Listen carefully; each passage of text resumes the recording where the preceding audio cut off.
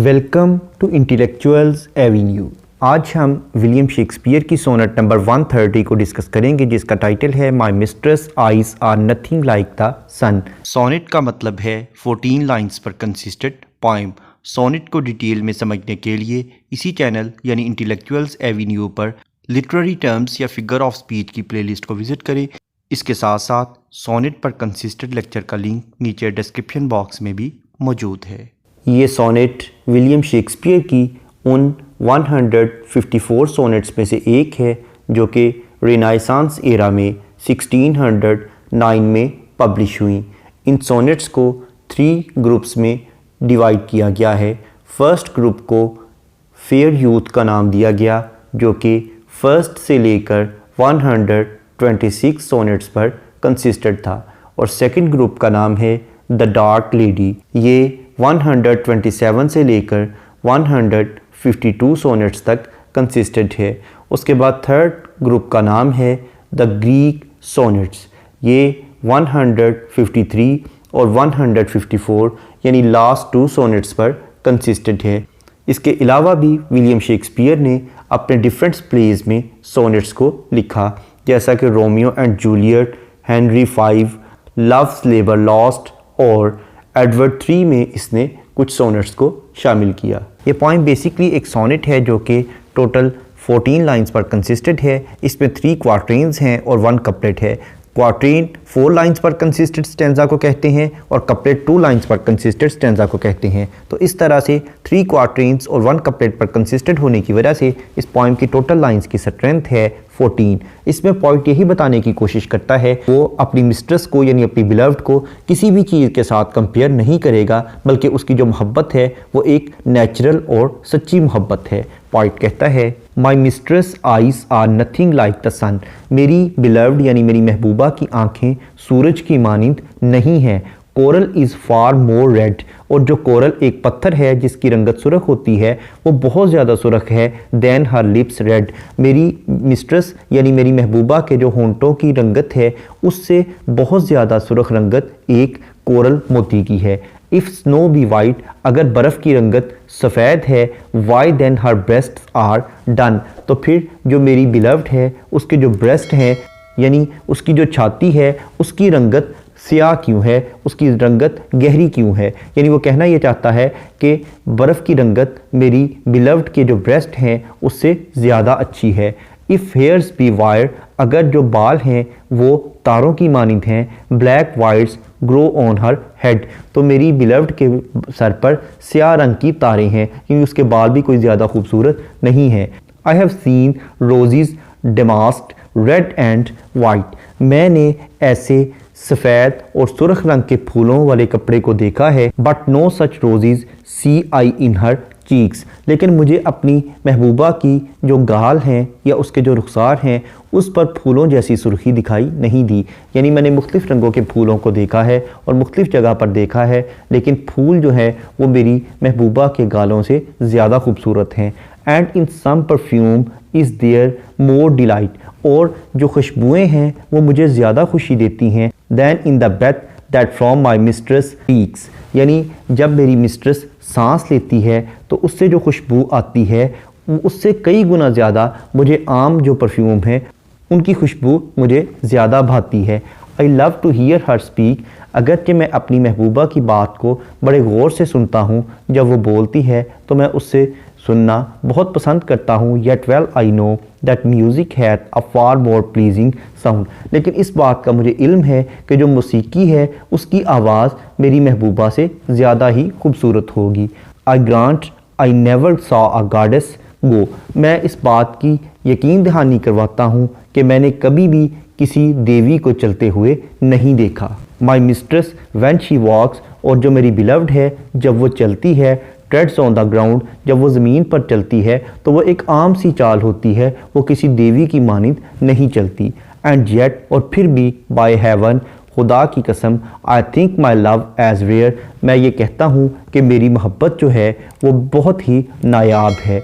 As any she believe with false compare, और मैं किसी किस्म के झूठे मुआवजे नहीं करना चाहता। मैं अपनी मोहब्बत को झूठे मुआवजों में डालकर इसकी तौहीन नहीं करना चाहता। इस पोएम का इंट्रोडक्शन, ग्लॉसरी, ट्रांसलेशन और एक्सप्लेनेशन को देखने के बाद अब हम आते हैं इस पोएम में यूज़ होने वाली फिगर ऑफ स्पीच या लिटरेरी टर्म्स की जानिब। सबसे पहले हम देखते हैं मीटर। इस पोएम में आइम्बिक पेंटामीटर यूज़ किया गया है, यानी तमाम लाइन्स में टोटल 5 फीट हैं, 10 सिलेबल्स हैं और फर्स्ट सिलेबल अनस्ट्रेस्ड और सेकंड स्ट्रेस्ड है। इस तरह से ये सिलसिला ऑनवर्ड्स चलता है। उसके बाद अगर हम इस पोएम की राइम स्कीम को देखें तो ये अल्टरनेट राइम स्कीम है, यानी A B C D E F और लास्ट 2 लाइंस आपस में राइम्ड हैं, यानी जी। जैसा कि अगर हम फर्स्ट लाइन को देखें तो फर्स्ट लाइन का लास्ट वर्ड है सन, थर्ड लाइन का लास्ट वर्ड है डन, सन डन। सेकेंड लाइन का लास्ट वर्ड है रेड, फोर्थ लाइन का लास्ट वर्ड है head, red head. Fifth line का लास्ट वर्ड है वाइट, सेवंथ लाइन का लास्ट वर्ड है delight, white delight. Six line का लास्ट वर्ड है चीक्स, एट्थ लाइन का लास्ट वर्ड है reeks, cheeks reeks. Ninth line का लास्ट वर्ड है नो, 11th लाइन का लास्ट वर्ड है गो, नो गो। 10th लाइन का लास्ट वर्ड है साउंड और 12th लाइन का लास्ट वर्ड है ग्राउंड, साउंड ग्राउंड। उसके बाद लास्ट 2 लाइंस आपस में राइम्ड हैं, यानी 13th लाइन का लास्ट वर्ड है रेयर और 14th लाइन का लास्ट वर्ड है कंपेयर, रेयर कंपेयर। ये थी इस पोएम की राइम स्कीम, यानी A B C D E F G. Next है सिमिली। सिमिली का मतलब है to compare two different things on the base of same traits, यानी एक जैसी सिफात की बिना पर 2 मुख्तलिफ चीज़ों का मुआवजना करना। जैसा कि इस पूरी पोएम में बहुत ज़्यादा सिमिली का इस्तेमाल किया गया है। अगर हम इस पोएम की फर्स्ट 4 लाइन्स को देखें तो इसमें पोइट कहता है उसकी महबूबा की जो आँखें हैं वो सूरज जैसी नहीं हैं, यानी वो अपनी महबूबा की आँखों को सूरज से कंपेयर करता है, उसके होंठों को कोरल पत्थर से कंपेयर करता है, उसके ब्रेस्ट को वाइट स्नो से कंपेयर करता है और उसके बालों को स्याह रंग की तारों से कंपेयर करता है। नेक्स्ट है एनाफोरा। एनाफोरा का मतलब है बिगिनिंग ऑफ 2 और more than 2 lines with the same word, यानी 2 या 2 से ज़्यादा लाइनों का एक ही लफ्ज़ से शुरू होना, जैसा कि लाइन नंबर 3 और 4 इफ़ से स्टार्ट हो रही हैं। नेक्स्ट है एंजाममेंट। एंजाममेंट का मतलब है कि अगर किसी लाइन को पढ़ने के बाद उसकी प्रॉपर अंडरस्टैंडिंग डेवलप ना हो बल्कि इसके लिए नेक्स्ट लाइन की सपोर्ट की ज़रूरत हो तो ऐसी लाइन को रन ऑन लाइन कहते हैं और इस टेक्निक को एंजाममेंट कहते हैं। इसके बरक्स अगर किसी लाइन को पढ़ने के बाद उसकी प्रॉपर अंडरस्टैंडिंग डेवलप हो जाए तो ऐसी लाइन को एंड स्टॉप लाइन कहते हैं। अब हम आते हैं वापस रन ऑन लाइन की तरफ या एंजाममेंट की जानिब। इस पोएम की लाइन नंबर 9 एक रन ऑन लाइन है जिसमें वो कहता है I love to hear her speak, अगरचे मैं अपनी महबूबा की आवाज़ सुनने से बहुत मोहब्बत करता हूँ, येट वेल आई नो, फिर भी मैं ये बात जानता हूँ। अब वो क्या चीज़ अच्छी तरह से जानता है, वो लाइन नंबर 10 में बयान करता है that music had a far more pleasing sound, कि मौसीकी की आवाज़ उससे ज़्यादा ही खूबसूरत होगी। नेक्स्ट है इंटरनल राइम। इंटरनल राइम का मतलब है कि अगर पोइट किसी एक ही लाइन में 2 या 2 से ज़्यादा राइम्ड वर्ड यूज़ करे तो इसे इंटरनल राइम कहते हैं, जैसा कि लाइन नंबर 1 में आइज लाइक, लाइन नंबर 6 में सी चीक्स, लाइन नंबर 7 में इन इज़, लाइन नंबर 8 में दैन दैट, लाइन नंबर 9 में येट वेल, लाइन नंबर 10 में दैट हैथ। नेक्स्ट है ओनोमेटोपिया। ओनोमेटोपिया का मतलब है ऐसे वर्ड्स का इस्तेमाल करना जो कि हमारी सेंस ऑफ हेयरिंग यानी हमारी सुनने की हिस्स को अपील करे, जैसा कि लाइन नंबर 10 में वो बयान करता है that music had a far more pleasing sound. Next है मेटाफर। मेटाफर का मतलब है किसी चीज़ को किसी क्वालिटी की बेस पर उससे बेटर या वर्स चीज़ डिक्लेयर कर देना, जैसा कि लाइन नंबर 4 को अगर हम देखें तो इसमें वो बालों को वायर्स यानी तार डिक्लेयर कर रहा है। नेक्स्ट है कायुरा। कायुरा का मतलब है कि अगर पोइट किसी लाइन में पॉज या ब्रेक लेने के लिए कोई पंक्चुएशन मार्क यूज़ करे तो इसे कायुरा कहते हैं, जैसा कि लाइन नंबर 3 में इफ़ स्नो बी वाइट के बाद कॉमा यूज़ किया गया है। नेक्स्ट है एलिट्रेशन। एलिट्रेशन का मतलब है बिगिनिंग ऑफ 2 और more than 2 words in the same line with the same letter और साउंड, यानी एक ही लाइन में 2 या 2 से ज़्यादा अल्फाज का एक ही हरफ या एक ही आवाज़ से शुरू होना, जैसा कि लाइन नंबर 1 में माई और मिस्ट्रेस ये दोनों वर्ड्स एम लेटर से स्टार्ट हो रहे हैं। उसके बाद लाइन नंबर 3 में बी ब्रेस्ट्स, लाइन नंबर 4 में हेयर्स हर हेड, लाइन नंबर 5 में रोजीज रेड, लाइन नंबर 6 में सच सी, लाइन नंबर 8 में दैन दैट, लाइन नंबर 9 में हियर हर, लाइन नंबर 10 में म्यूजिक मोर। नेक्स्ट है कॉन्सोनेंट्स।